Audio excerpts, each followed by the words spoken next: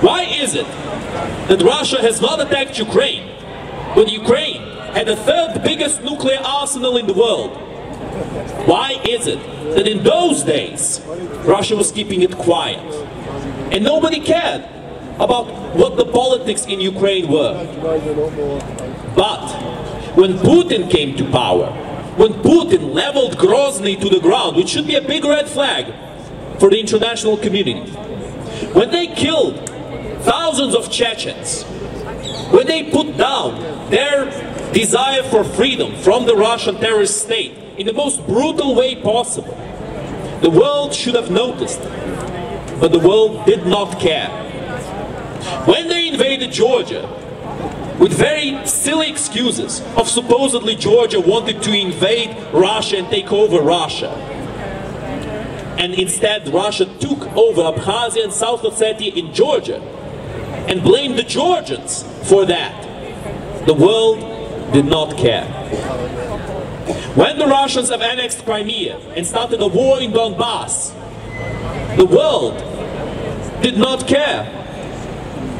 Finally, now, after so many misdemeanors, after so many betrayals, after so much strife, so much suffering, so much needless bloodshed, the world has slowly been realizing what the Russian terrorist regime truly is. But still, they're dragging their feet. We are very grateful for every bit of help that we are receiving, and the UK is one of the pioneers in the world to help Ukraine win this war, to help Ukraine beat back the Russian terrorist regime, and we are very grateful for that. But unfortunately, there are some countries and some entities who oppose helping Ukraine, the country that the UK has promised to help in the Budapest Memorandum. Unfortunately, we keep receiving these news that supposedly to send Ukraine all the equipment that the Ukrainians need would be escalating it too much. My friends, these appeasement tactics are idiotic. They did not work in the past, they do not work in the present, they will not work in the future. We need to understand this very clearly.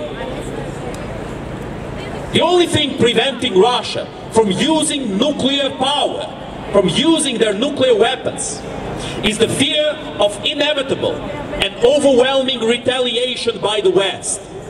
That is the only thing that's preventing the Russian terrorist state from using their nuclear weapons. But if we keep using appeasement tactics, if we keep letting Russia get away with whatever atrocities they want to commit in Ukraine, in Georgia, in Syria, in Sudan, in any other country, then the Russians will get bolder.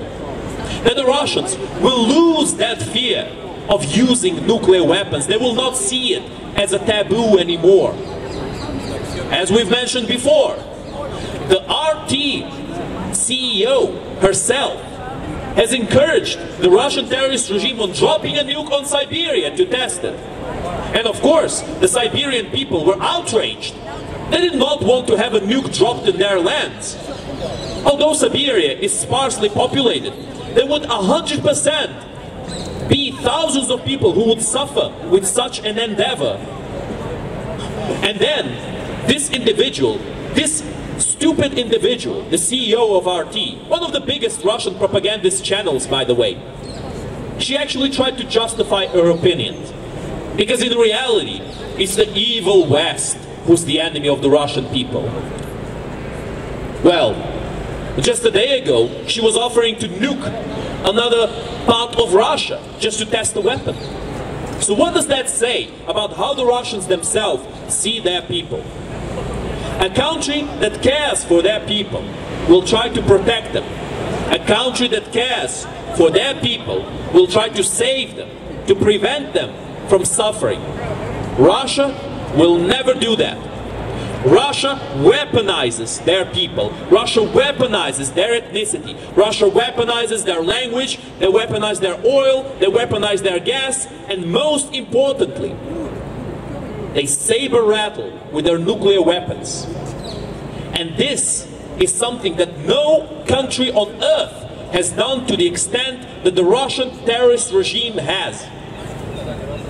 And unfortunately, The only reason why we're still trying to have some kind of conversation with these psychopaths is because they have a lot of nuclear weapons.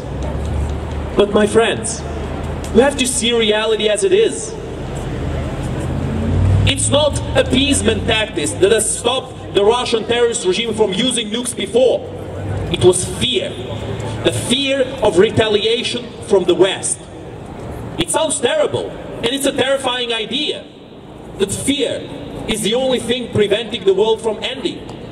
But it is true. If every single nuclear country unleashed the full might of their nuclear arsenal right now, humanity will likely be wiped out.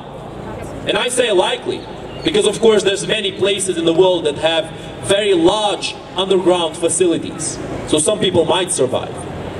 But still, we cannot allow the Russians to act as they please, simply because they will always bring back the nuclear conversation.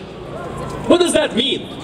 Can Putin really go to Washington, D.C., get into the White House and say, if something happens to me, the world ends. Now I am the king of the earth. Now I am calling the shots. And if you don't like it, you die. Is that really what we are trying to achieve? Is that the precedent we're going for in the war for the freedom of Ukraine and the world? No, my friends. We should not try to achieve that terrifying future. There is a better future that we should strive for. A future of peace. A future of nuclear demilitarization and not nuclear saber rattling like Russia is trying to achieve. And we must always remember what kind of a psychopathic country we're dealing with right now. This is the country that romanticizes the genocidal Soviet Union, who have exterminated millions of people simply because they did not want to be part of it.